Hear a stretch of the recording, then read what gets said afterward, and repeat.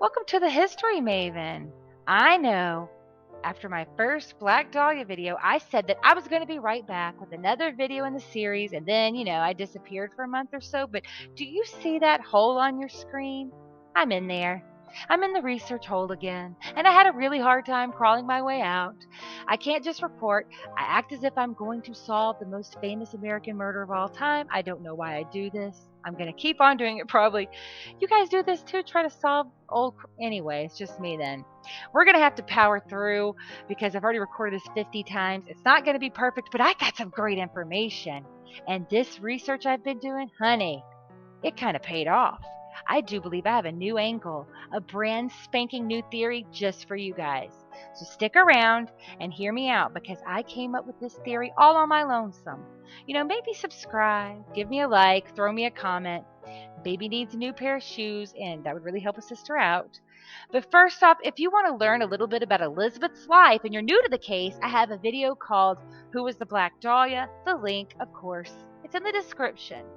But if you are a crime or history junkie like moi, you probably know the essentials of the Black Dahlia case already. In this video, we're going to be digging through the Black Dahlia's purse, combing through her personal effects, which were allegedly sent into the Los Angeles Examiner newspaper by her killer. The theories at the end. Okay, skip ahead if you must, but I have all kinds of details and dirt for you guys before the final moments in this theory. So we really have to talk about the unusual and mysterious way in which the police obtained these purse contents before we do anything else. A young woman's body, mutilated, sawed in two, bearing the marks of extreme torture, was found in Los Angeles on January 15, 1947. The LAPD identified the woman as Elizabeth Short, a 22-year-old from Massachusetts. They began to compose a list of suspects, but the list of possible killers was scant. Phoebe Short, Elizabeth's mother, was little help.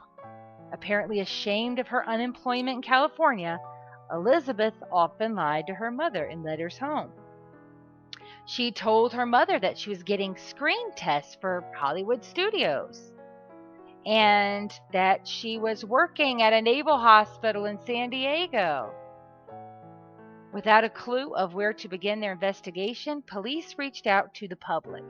Homicide detective Captain J.H. Donahue stated to the press, "We want to talk to anyone who knew this girl so we can trace her movements during the last few days of her life."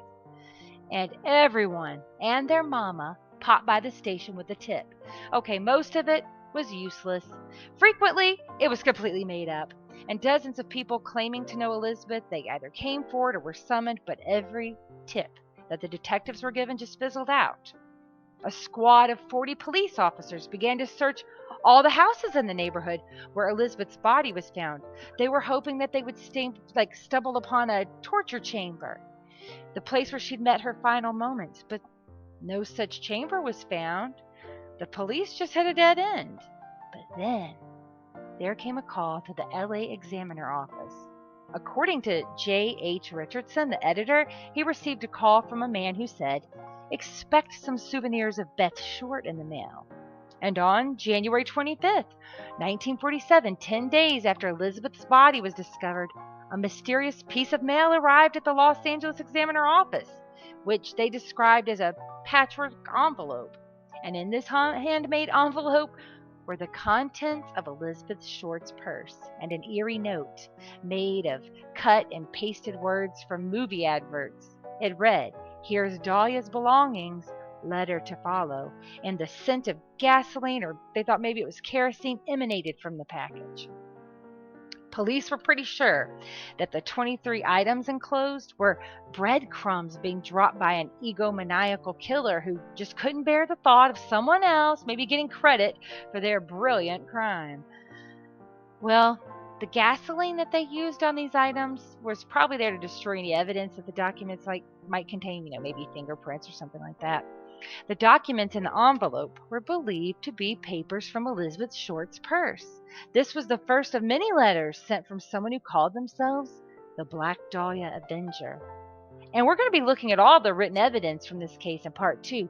But in this video, we're going to go through Elizabeth Short's purse, and we're going to unveil what was in that parcel sent to the newspapers. Yes, I promise I'm going to reveal who I think sent this, and I'll explain my reasoning. I got receipts, but don't you want to know what was in the envelope? Let's go ahead and break open that bundle from the alleged killer. There were 6 photographs in the collection of documents mailed into the news office. One was from a series of Beth and a mysterious wavy haired man. Now, this man wasn't identified for 65 years, but after his death, his family publicly told his story. They just said this fellow, I'm not going to reveal his name, but this fellow had met Elizabeth Short during a shared 2-hour bus stop in Indiana some months before her death. They chatted, they had friendly conversation. They took a few pictures together and then they just went their separate ways, never to see each other again. It was really as simple as that, just 2 cute young people sharing time. Police calculated that Elizabeth was socializing with like 4 different guys a day, and she seemed to be photographed with pretty much everybody she met. So there must be like a couple hundred photographs out there that the public has never seen. If any of you have some unseen photos of Elizabeth Short, please send them to me. That would be awesome.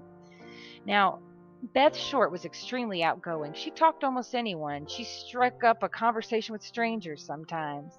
And that was the greatest challenge that the detectives had to face, because how do you conduct a thorough investigation if the victim knows everybody from coast to coast who fall between the ages of 15 and 45? It's quite a challenge. But let's look at those photos. I know this is blurry, but 2 of these photos are female friends. They look a lot like Beth Short to me. One of them is in a fur coat and one is standing beside a horse. These friends, as far as we know, have never been identified, but they're not really viewed as suspects. So you thought those last photos were blurry? I'm going to have to tell you guys what's in these. All right, in these photos that are on your screen, there is a 3rd female friend in one posed by a cockpit of a plane with a smiling male pilot standing nearby. Another one is of the pilot alone, and the 3rd picture seems to be a uniformed soldier just standing in his backyard smiling. Though pretty much we don't think any of these guys were questioned, none of them were viewed as serious suspects because these photos seem older. Like they might have been Elizabeth's friends from Miami or Santa Barbara, but they definitely weren't with her in the days before her murder. But let's talk about the 4 scraps of paper that had men's names and phone numbers on them, because these are fascinating. Several scraps of paper bore the names of men and their numbers. That's dates. Well, they were almost always young men or ex-soldiers, visitors to Los Angeles who were just happy to take out a pretty girl for the night, buy her a burger, give her a movie ticket, someone to kill some time with. Though some of them were criminals. Let's be honest. And some of them were pretty seedy individuals.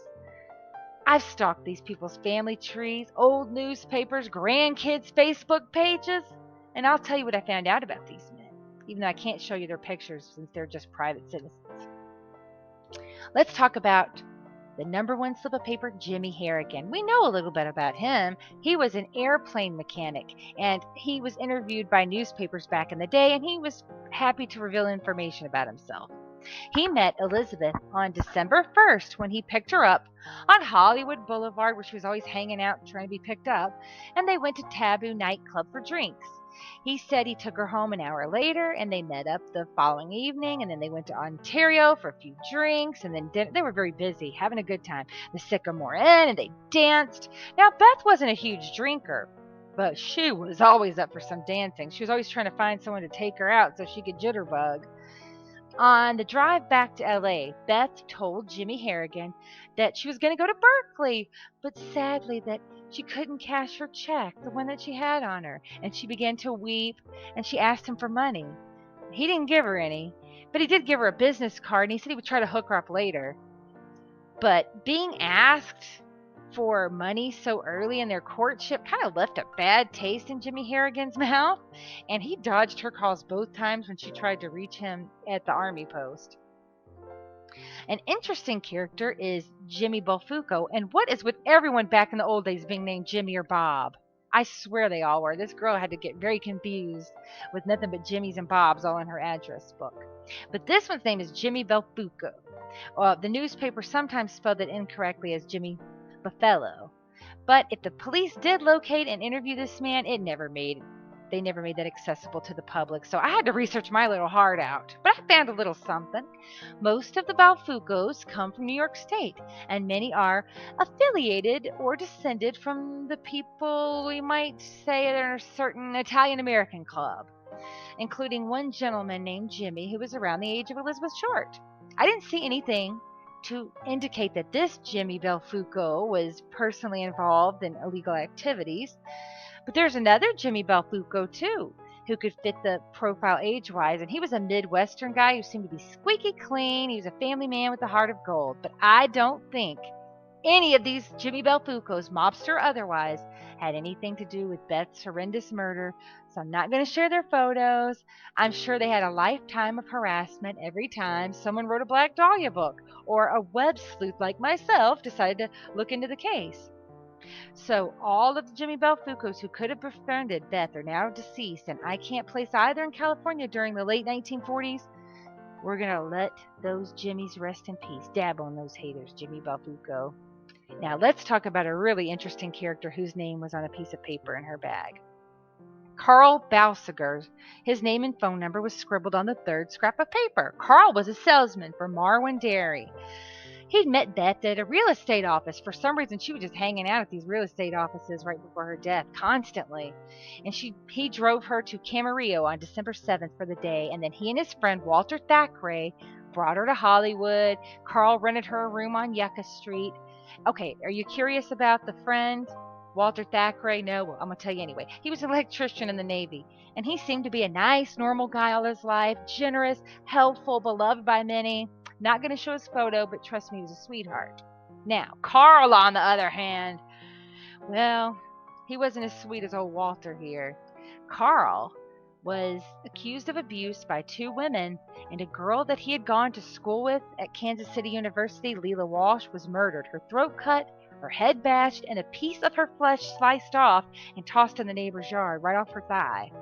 Carl was questioned in that case as well. He was a suspect, and for this reason he made the cut to the final list of suspects by the LA detectives for the Beth Short homicide. We're going to talk about him in a future suspects video. That's a whole can of worms. So Carl said he picked Beth up at the motel and took her to the bus station the next day because she told him she was going to visit her sister in Berkeley. She never ever visited his sister in Berkeley, but she told everybody that. But Beth really went to San Diego. And in San Diego, she went to an all-night movie theater where she ran into a nice young lady named Dorothy French. She cried to this stranger, told her she was homeless, that she was being followed by a scary ex-boyfriend. This may or may not have been true.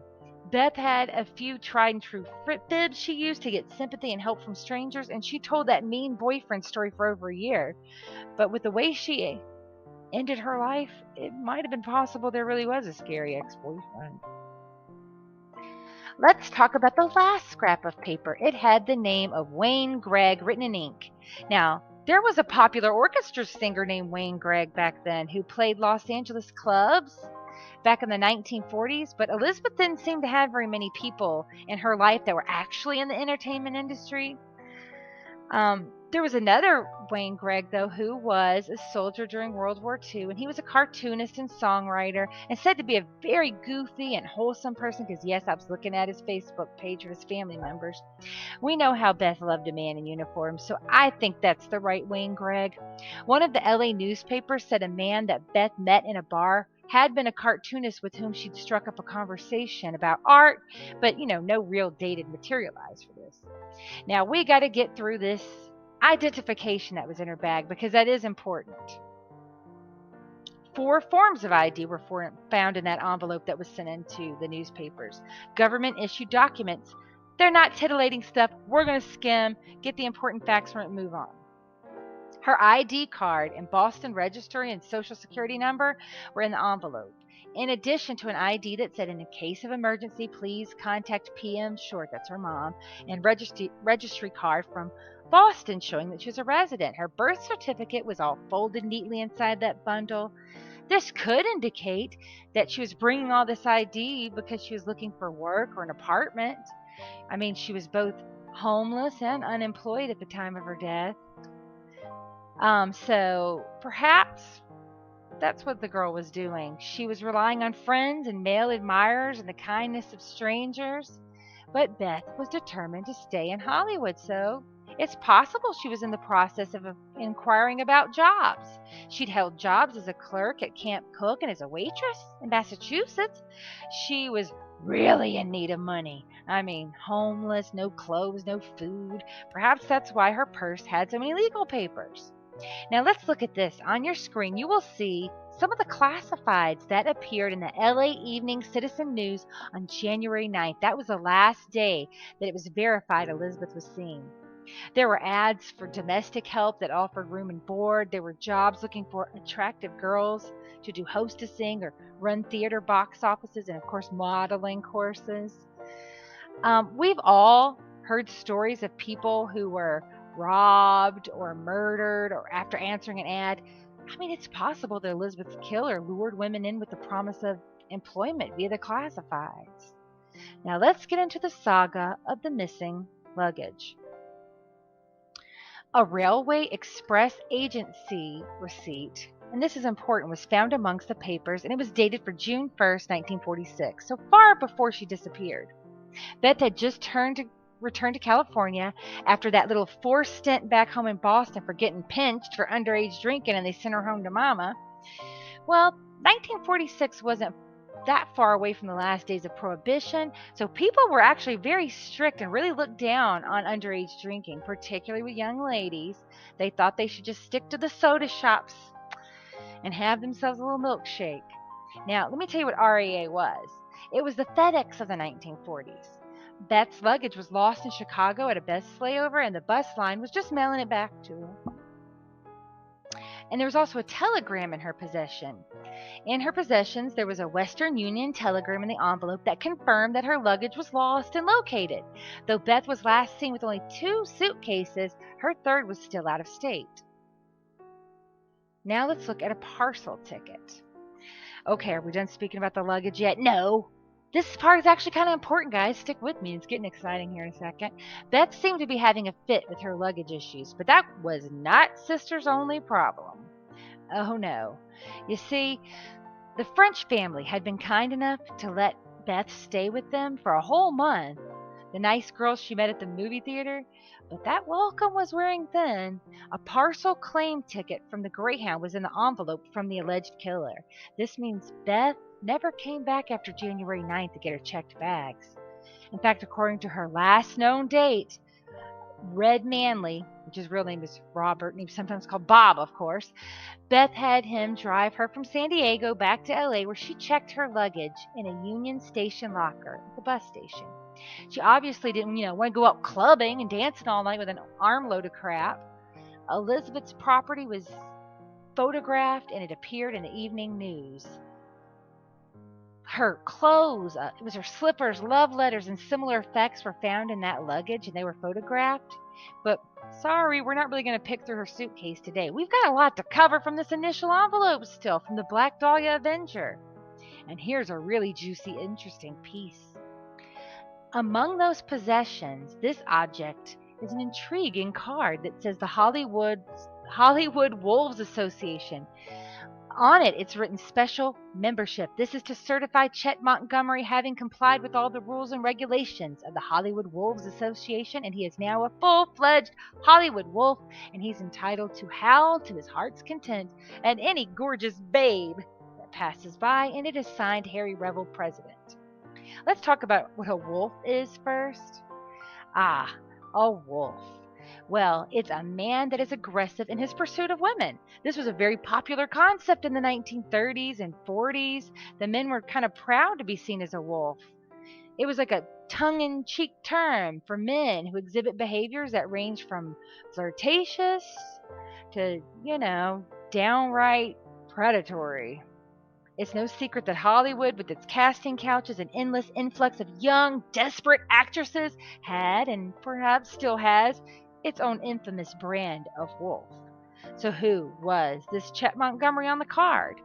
Weirdly, there are several people of some notoriety with this name. There was a baseball player that was pretty famous. He was also a scout for the, I believe it said Redskins. And then there was a jazz pianist in the 1930s. But the Chet Montgomery I believe that we are looking for was, you guessed it, just another young, sweet soldier in town briefly in the late 1940s. He was just a sweet, hard-working, blue-collar guy who later became all about family and community. He just had the misfortune of having something with his name on it being found in Beth's possession. So how did Elizabeth Short end up with this card on her? Well, these cards were handed out in nightclubs all the time back in the day, particularly jazz clubs and speakeasy. They were just good for a laugh, a souvenir of a visit to the city. I imagine that Chet playfully wolf whistled at Beth and he gave her this card, and she probably just thought it was hilarious, and maybe she asked if she could keep it. Maybe they dated for a few days, but she dated frequently. Since without a job, she depended on young guys to purchase her meals, drive her to her appointments, take her dancing. She kept a lot of mementos from male admirers, so this card is unlikely to be related to her murder. Now, interestingly, the Hollywood Wolves Association president, the guy who signed the card, he was allegedly a mostly out gay composer in Hollywood at the time. He was British, but he moved to Los Angeles for job opportunities.